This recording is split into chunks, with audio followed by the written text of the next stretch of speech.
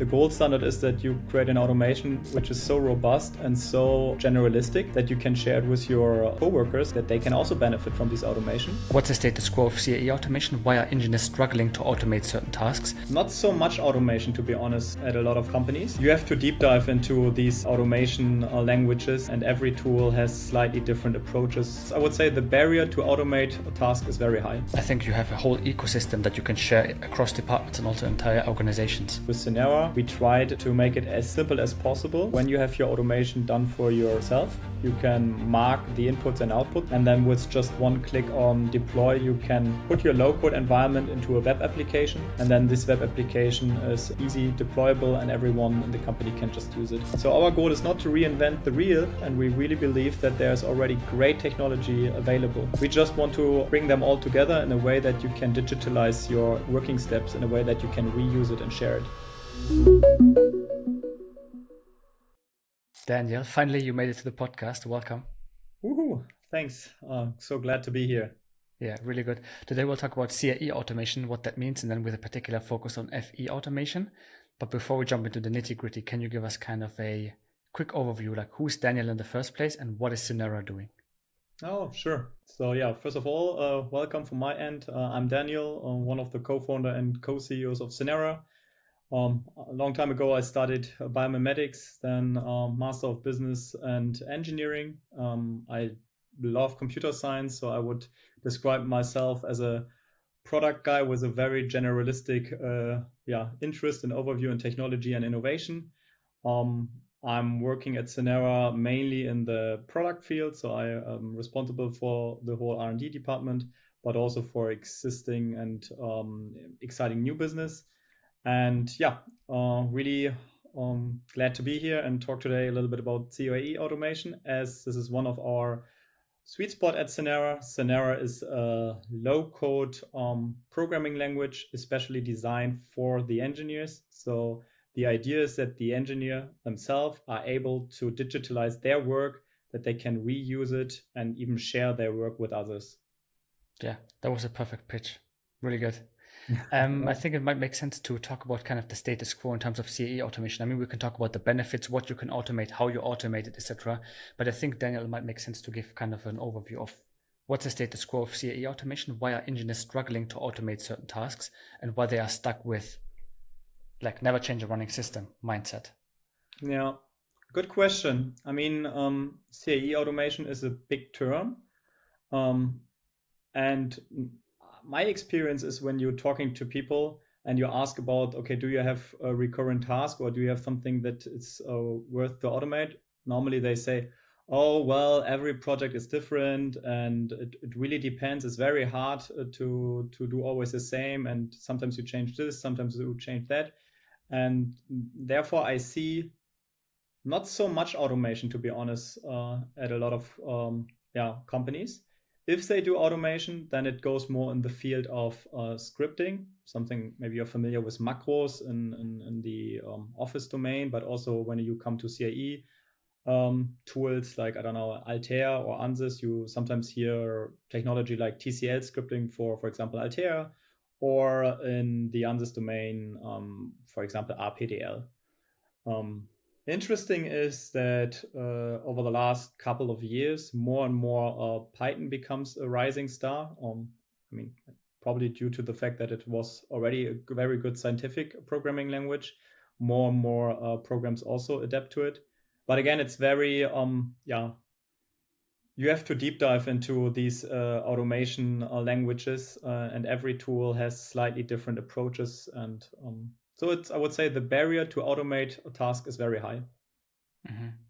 How would you decide if you automate something with low code versus a programming language or scripting language? Mm-hmm.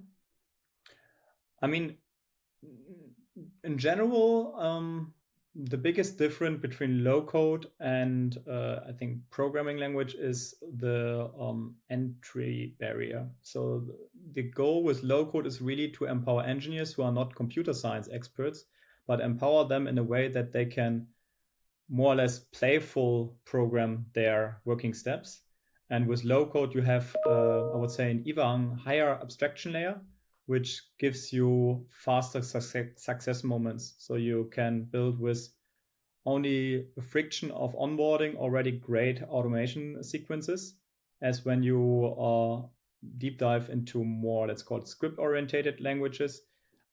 You really have to learn the script language. You really have to understand programming a little bit more into detail. And then I think the barrier is normally higher. And I see it also that with low code, we are able to convince people who would never thought they would become a programmer at the end. And with low code, they jumped into this field. Mm-hmm.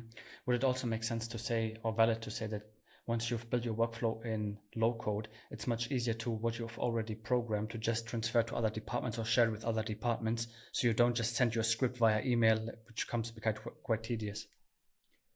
Yeah, I mean, that is something that we also discovered at Synera. So, I mean, one thing is that you develop your automation for yourself. The gold standard is that you create an automation which is so robust and so generalistic that you can share it with your coworkers, and that they can also benefit from this automation. And you mentioned an important aspect, so how to make sure that the other person is also able to use your technology and how to maintain all this stuff. And for sure, computer science and scripts, you can do it, but it's a lot of effort, because then you almost have to set up all the computer science orientated stuff. Like you need a pipeline, you need quality assurance, you need probably an onboarding for the user who wants to use your script. You have to make sure that all the environment is installed, etc. pp. And with low code, and also in our case with Synera, we tried to make it as simple as possible. So when you have your automation done for yourself, you can mark the inputs and outputs that you are normally. So the inputs are normally the things that you ask the other person in a meeting to say, please give me the material specification, please give me the boundary conditions, please give me certain criteria. So normally what you have in a tech spec. And then the person where you're doing the CAE automation for normally wants to get certain result types. So that would be your outputs.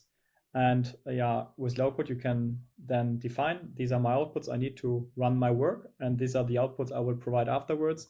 And then with just one click on deploy, you can put your low code environment into a web application. And then this web application is easy deployable, and everyone in the company can just use it. Mm-hmm.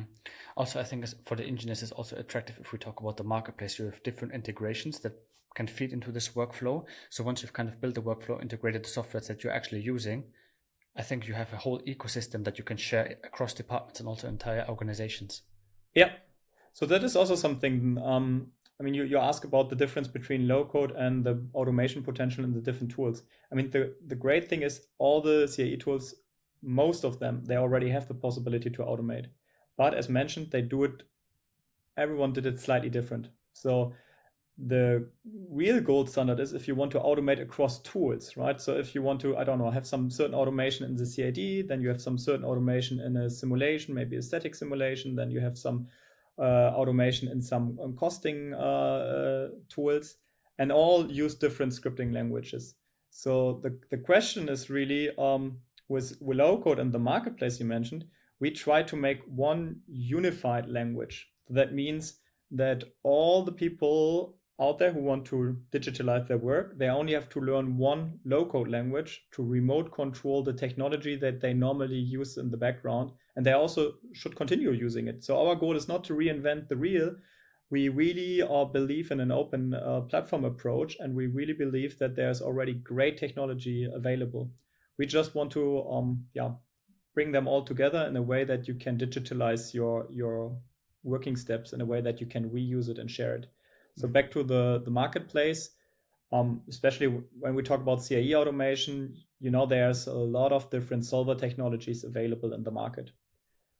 The biggest ones are like an Astran, an Ansys, an OptiStruct, an Abacus, a Dyner. And again, we believe it's great to have these different technologies, and it makes sense that these technology are accessible through a unified language with the power of low code. Yeah, that makes a lot of sense. I'm wondering, from like a small and medium-sized enterprise up to very large corporations, do you feel that there's a difference in terms of automation pains, or do they have similar pains like scripting and or streamlining workflows, do you feel that there is like similar pains that you're solving with Synera, or they're vastly different across organizations? I think if you have a larger enterprise, sometimes you see a method and tool department, and then you see that they have a lot of scripts already. Mm-hmm. But mainly what's also interesting for me, a lot of them was also like CAD macros, like in CATIA or in NX.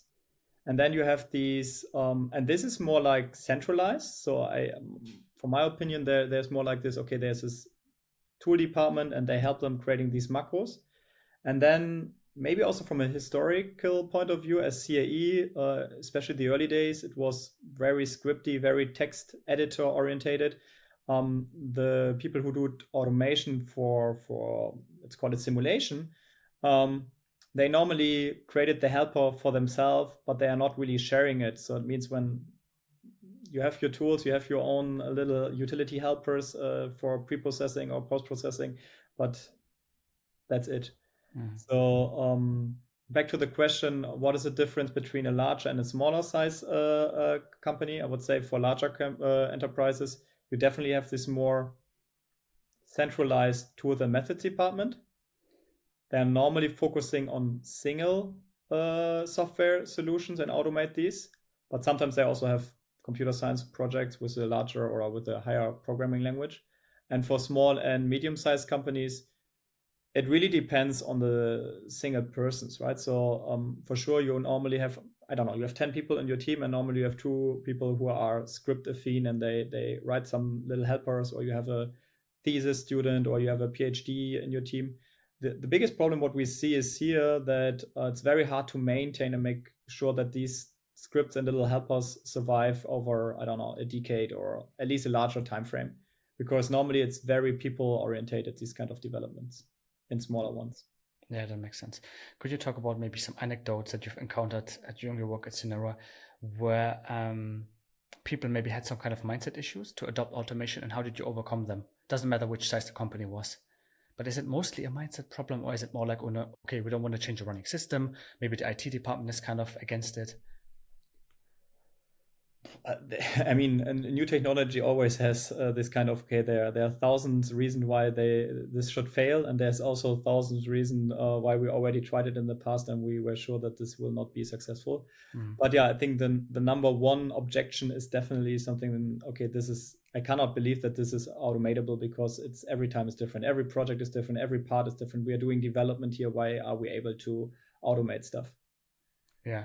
And I think this is the important mindset shift you have to bring. Is we are not talking about drawing the same line or picking the same element or whatever. It's more about one level higher. It's like, okay, normally I get data from someone. Normally I do pre-processing, like I import something, I checked it, I make defeaturing, I make meshing, I make a boundary condition setup, I make connection points, I have maybe some super elements, whatever. And then I do a solver call, then I do a post-processing. And when these steps in general are very similar, and normally when you talk to CAE guys, and especially FEA persons, the steps are normally very similar.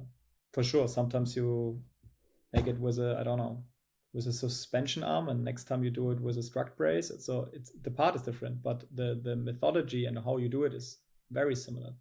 But isn't that also a big advantage or like USP of Synera, because you think of it more like from a high level?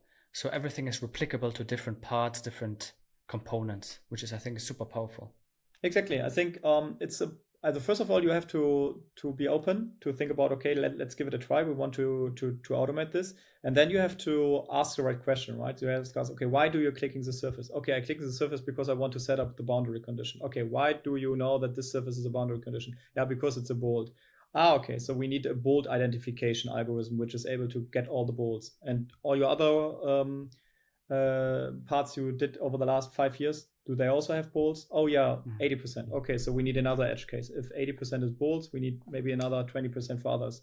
And this is how you build your automation. You normally start small with some utility, maybe only defeaturing or only solver call or only reporting in a post-processing, but then you can grow very good. And what you can do then is what you also mentioned is you can recycle very fast, right? So you can I mean, it's copy paste, right? It's not that you click on file, new document, you say file, new workflow, but you open the last workflow and you copy 80% of the workflow and you adjust the steps that might be different in this.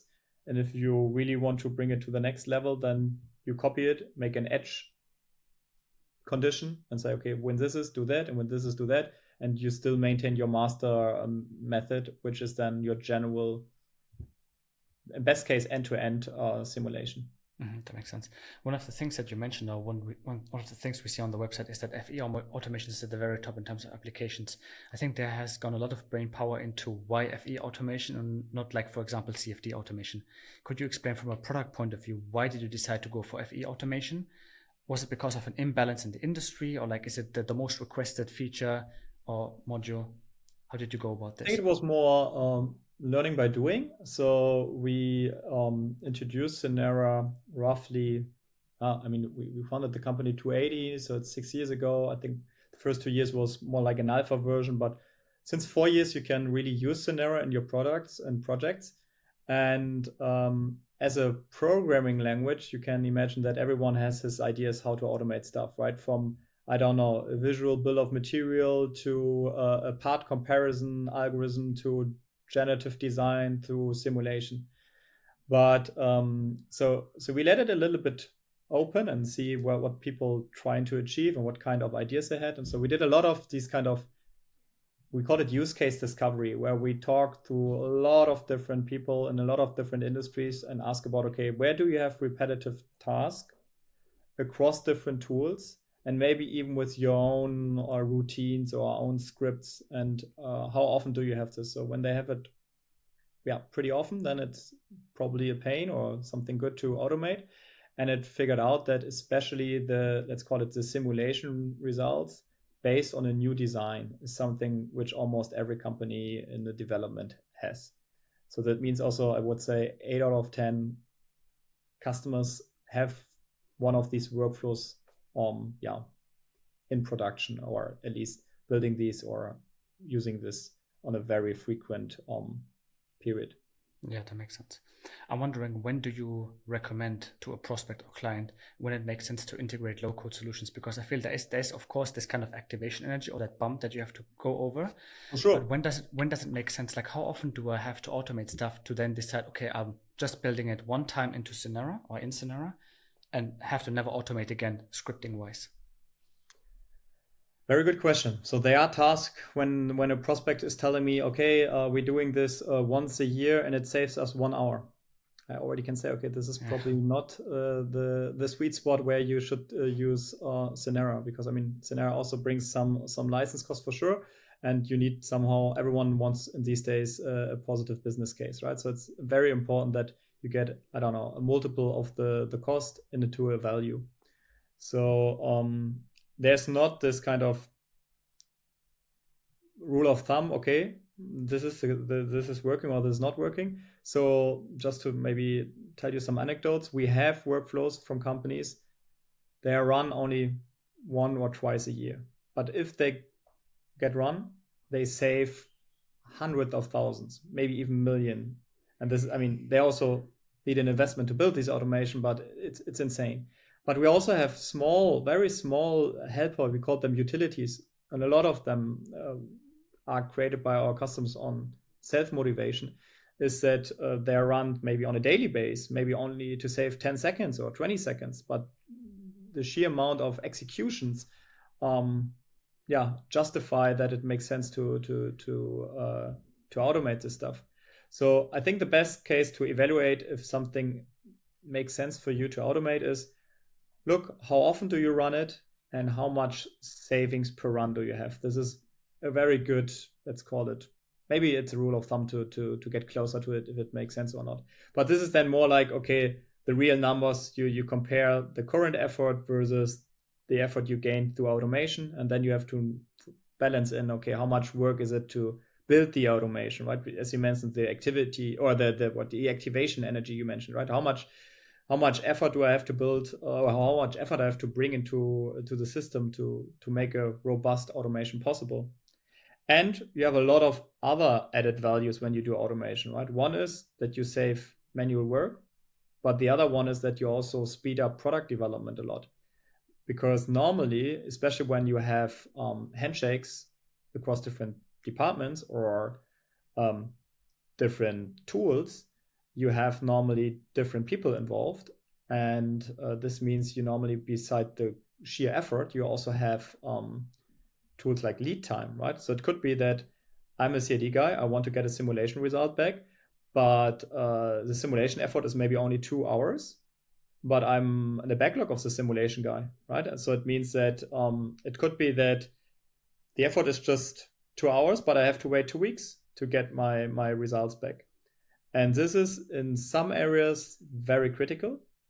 And this is also another motivation why automation, and then it goes more in the field of democratization, so that maybe the CAD person is even able to run this workflow on its own to really cut off the lead time. But then there's other motivation than just save the manual steps, right? It's really about to also have a competitive advantage by reducing lead time. Mm-hmm. And especially, I think we're living in a world where, we assume that everything goes faster, right? So I don't know, every new product, we expect that an iPhone has great features every year, right? So, and it will be even faster, right? So it will be, I don't know.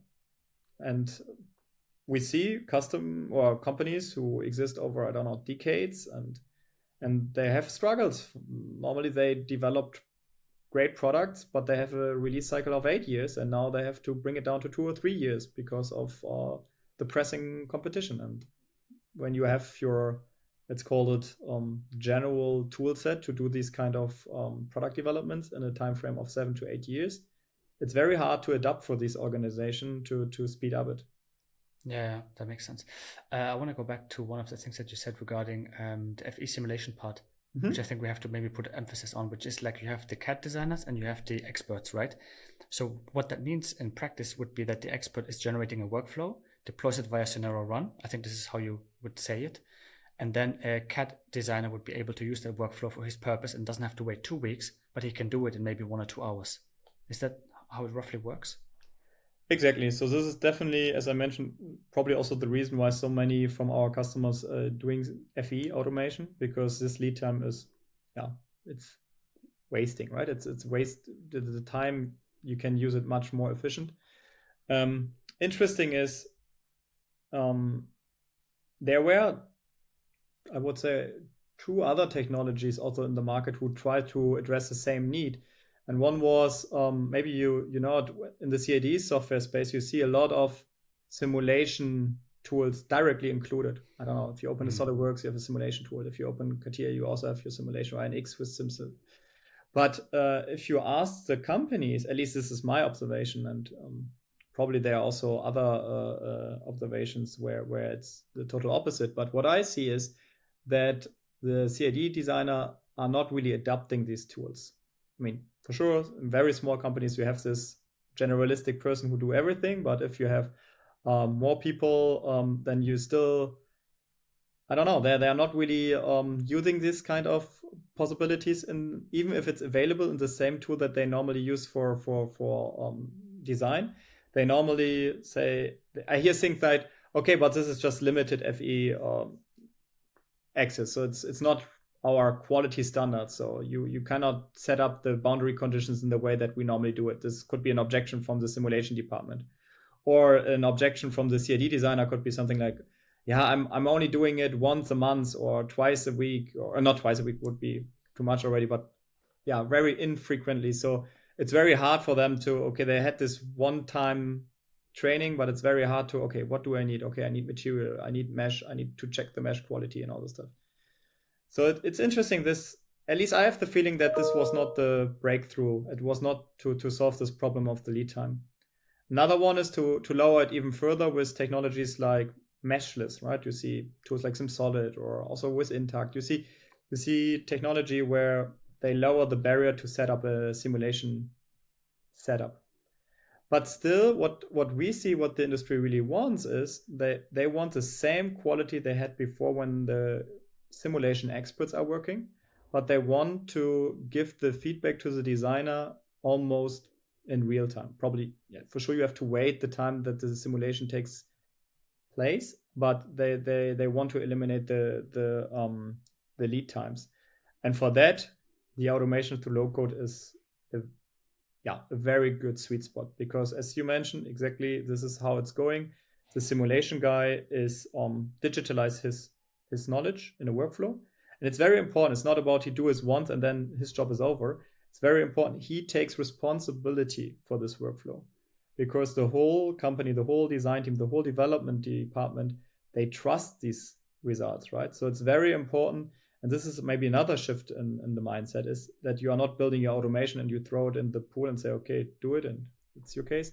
No, it's really about this. The simulation expert in this scenario has to take full responsibility of the workflow, but he can more or less scale his knowledge, his ability to his coworkers in an asynchronously way, and make it so easy that even the CAD designer, as you mentioned, via Synera Run, can access this knowledge on their own without a huge onboarding, because normally they only need a couple of inputs, right? Normally what is changing is the geometry, and that's it, right? All the other stuff is already predefined by the project themselves on the requirement sheets. Yeah, that makes a lot of sense. Super smart solution. I have one question. I'm trying to see how I formulate it. There's this thing when we were on university where it's like when you have the academic approach to FE, it's like always you have to solve it as accurately as possible, versus when you go to the industry, it's like how accurate is accurate enough. And do you feel like when you deploy a workflow via Synera Run, for the CAD designers, it's okay to just solve it good enough? It doesn't have to be 100% accurate, because they might not know about mesh convergence studies and things like that. So they just solve it good enough, which again, the engineer takes responsibility for that to be good enough. So it's also industry, ready for the industry, so to speak. So the CAD designer doesn't even need to care about convergence studies. Yeah, funny. I also remember my mesh studies I did and checked how the conversion changed. I think a little bit depends on the culture of the company also. We see both. We see people say, okay, I'm in a rough concept phase here. For me, it's enough to be 90% accurate. I don't want to be the last, and the last iteration can be done the old way or whatever. Yeah. But there's not the old or new way, right? You can also use Lowcode to make a converge or mesh study inside of your automation. You could say, okay, there's another loop inside of your meshing, and say, okay, I want to refine the mesh X times, and I have another routine who checks my quality of the mesh, and only if it's a certain level, I create a report. But I have the feeling that most of the companies, I mean, they're doing simulation every day. They already know what is a good mesh size, what is a good criteria file for their meshing. And they normally have this in their company standards, and they define it, I don't know, a long time ago, and they're just okay with it. It's a different game when you change solvers, for sure. I mean, this is also the reason why we believe in this open platform approach. We don't want to make a huge project with a client and convince them that our solver has the same values as the other solvers. So we say, okay, you're using Ansys, okay, use Ansys. You're using Altair, okay, it's fine for us. Use Altair. So this is definitely a larger, let's call it, step to convince people. And the other one is, as mentioned, other technologies like meshless. We talked about it quickly. For sure. I mean, you get a huge benefit that you don't have to defeature, that you don't have to set up everything so accurately. On the other hand, you get the disadvantage that there's only, I don't know, a certain accuracy, mostly in the 90+%. It really depends on the project and the part. But we see also there a great adaptation, because I mean, sometimes, as you mentioned, especially in the early steps of projects, it's okay to have 90% accuracy, right? You have uncertainty everywhere, so it's okay to be faster than 100% accurate. So normally what you see is then they make 200 iterations with 90% accuracy, and then they make one iteration with industry standards, or at least with the final industry standard. Yeah, that makes sense. Yeah. And another one, I mean, everyone talks about machine learning and deep learning, right? Another one, which is also in the FE and CAE automation space, I was saying not well established, but a rising star, is reduced order models. So that means if you did a lot of simulation in the past, you can train a model which gives you the results not by simulating stuff, but by predicting. And depends how much training data you have and how diverse your training set is, but you also get good accuracies here. You can also get close to, I don't know, 90x%. And this also has the beauty that you can get your outputs, which are like normally we call them outputs, they're normally the result files you are interested as a designer in, for example. You get these very fast, and because prediction is normally done in seconds and not in minutes or hours like simulations, and we have some simulation that even takes days, right? Yeah. Do you have some of maybe customer success stories that you could talk about in the realm of FE automation? This is a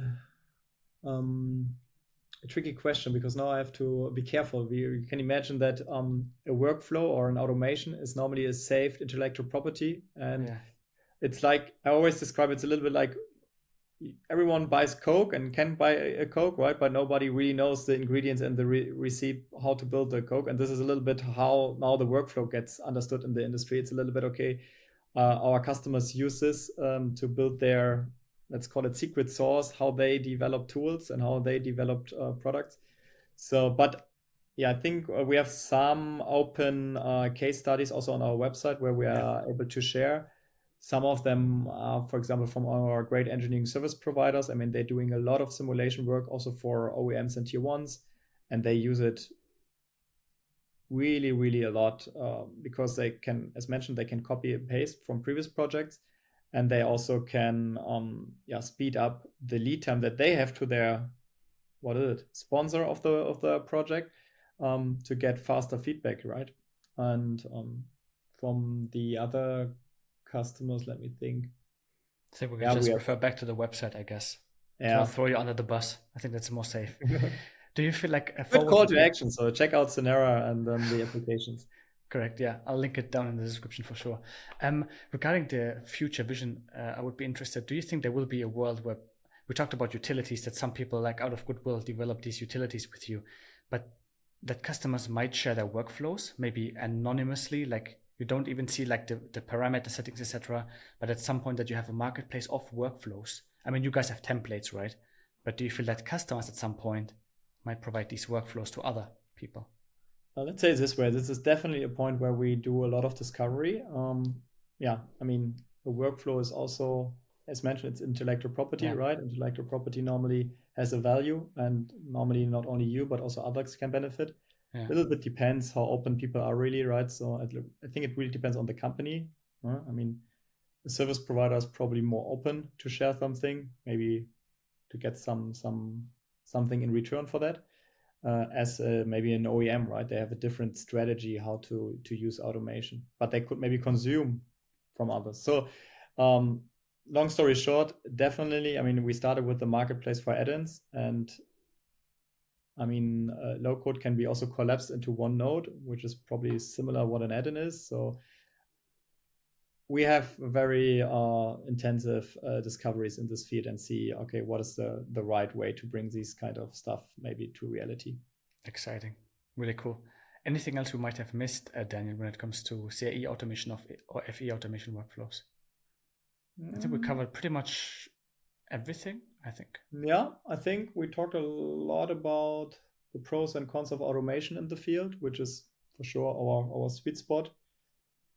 Maybe we could also talk a little bit about parametric optimization. I don't know, because this is now normally a low-hanging fruit that you get when you digitalize your processes. Mm-hmm. Yeah, sure. I don't know, how's your experience? How many companies are really doing sophisticated parametric optimization where they link different fields? I have no concrete numbers. I think you have more business insights there than I have. No, I see. I mean, the beauty is when we do product development is, or not the beauty, one of the challenge, to be honest, is more like you do not know the right number for wall thickness in the initial phase, or if you do this rib design or the other rib design, right? So the best would be you don't define it discrete, you define it more like a variable and say, okay, you can do from A to B or whatever. And then you say, okay, I have my simulation routines. They will tell me if A is better by 6 or A is better by 7. But I mean, this is also my observation in the market is the technology. This is already available since, I don't know, 20 years in the market. There are great tools out there. There's a whole category called PyDo tools. Tools maybe like OptiSlang or Mode Frontier. But the barrier to use these tools is still, everyone tries to lower it because everyone likes the idea of parametric optimization, but it's still a lot of work, especially when you have then edge cases and you want to do it. So you need first a very robust geometry, which can change without faders. Then you need a very robust pre-processing sequence. We talked about the last 30 minutes about it. So how to automate pre-processing. Then you have to do the solver call. Then you have to do the post-processing. And then you have to evaluate the post results in a way that you can give the optimizer a hint how to change the input variables to change the geometry. And normally it depends on the company again, but normally you need 3 different people for it. You have the CAD guy, you have the simulation guy, and you have the optimization guy. And they all have to fit together. And there's maybe this one state in the project where everything fits together and works robust, and you spend a lot of money, a lot of hours to make this happening. While if you're already using automation in low-code anyways to do your normal, let's call it day-to-day business, it's very easy to also run this sequence not only once, but you can also run it multiple times, right? You can just say, okay, instead of me changing the input of a design, I can ask my designer, okay, give me 10 different designs, or give me even a parameter which I can change programmatically. And therefore you can, I would say, with low-code, you can also lower the barrier a lot to performing these kind of parametric optimizations. This is a nice added value. It's not the thing that, okay, everyone use Synera for that or use low-code for that, but I see a lot of people, they start with this and everyone tries at least this out and they also see value in it. It's perfect. Yeah, maybe we can also add some resources to that so they can check it out. Or maybe just get in touch with you, Daniel, via LinkedIn or via email. Or maybe, probably parametric optimization is enough for another episode here on the podcast. Probably. Yeah. Good closing remarks. So maybe we'll have a second episode in a couple of weeks on parametric optimization. But yeah, really cool. Daniel, thank you so much for talking about this topic. And as I said, I'll put every relevant source or asset that people might be interested in the description so they can check it out. And thank you so much and hope to see you in part 2. Yusuf, it was a pleasure. Thank you so much. I really like this format and all the best with the podcast.